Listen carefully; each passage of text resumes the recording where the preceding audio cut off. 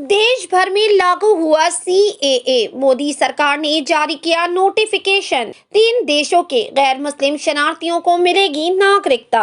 नागरिकता संशोधन कानून यानी सीएए देश भर में आज से लागू हो गया है।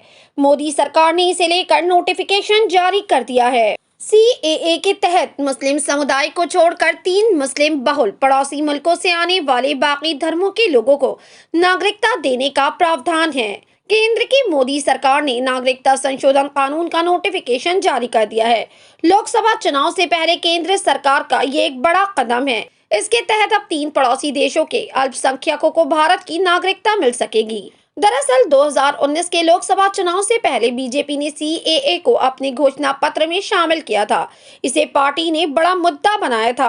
गृह मंत्री अमित शाह हाल ही के अपने चुनावी भाषणों में कई बार नागरिकता संशोधन कानून या सीएए को लागू करने की बात कर चुके थे।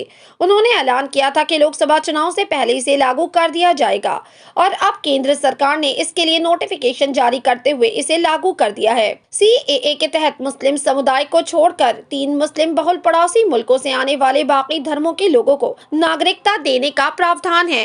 सीएए के जरिए पाकिस्तान, बांग्लादेश और अफगानिस्तान से आए हिंदू, सिख, बौद्ध, जैन, ईसाई और पारसी धर्म से जुड़े शरणार्थियों को भारतीय नागरिकता दी जाएगी। कानून के मुताबिक जो लोग 31 दिसंबर 2014 से पहले आकर भारत में बस गए थे, उन्हें ही नागरिकता दी जाएगी। नागरिकता संशोधन कानून के विरोध की सबसे बड़ी वजह यह है कि विरोध करने वाले इस कानून को एंटी मुस्लिम बताते हैं।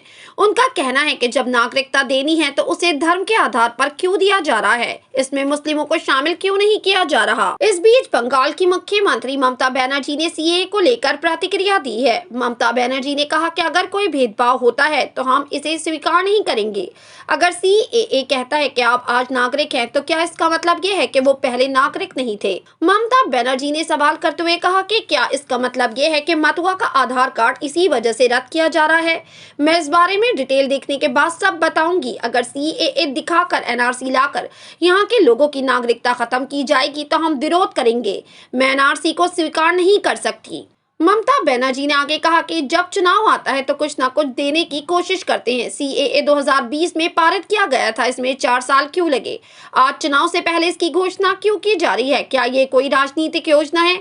अगर कोई भेदभाव हो तो उसे स्वीकार ना करें। ममता बनर्जी ने आगे कहा कि मैं मीटिंग में पूरा देखूंगी और बताऊंगी, लेकिन एक बात कहूंगी, कोई भेदभाव स्वीकार नहीं किया जाएगा। धर्म, जाति, लिंग भेदभाव स्वीकार नहीं है।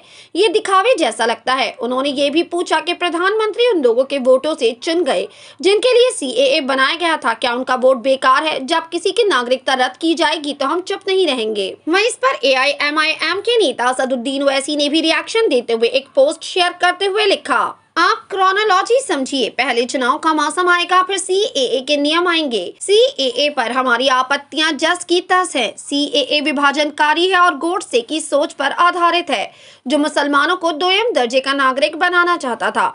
सताए गए किसी भी व्यक्ति को शरण दे, लेकिन नागरिकता धर्म या राष्ट्रीयता पर आधारित नहीं होनी चाहिए। सरकार को बताना चाहिए कि उसने इन नियमों को 5 साल तक क्यों लंबित रखा और अब इसे लागू क्यों कर रही है। एनपीआर एनआरसी के साथ सीएए का उद्देश्य केवल मुसलमानों को लक्षित करना है, इसका कोई अन्य उद्देश्य नहीं है। सीएए एनपीआर एनआरसी का विरोध करने के लिए सड़कों पर उतरे भारतीयों के पास फिर से इसका विरोध करने के अलावा कोई विकल्प नहीं होगा। देश भर में सीएए के लागू होने को आप कैसे देखते हैं, अपनी राय कमेंट सेक्शन में जरूर दें। हमारे चैनल को सब्सक्राइब करें, बेल आइकन प्रेस करें ताकि देश दुनिया से जुड़ी तमाम वायरल खबरें हम आप तक पहुंचाते रहें।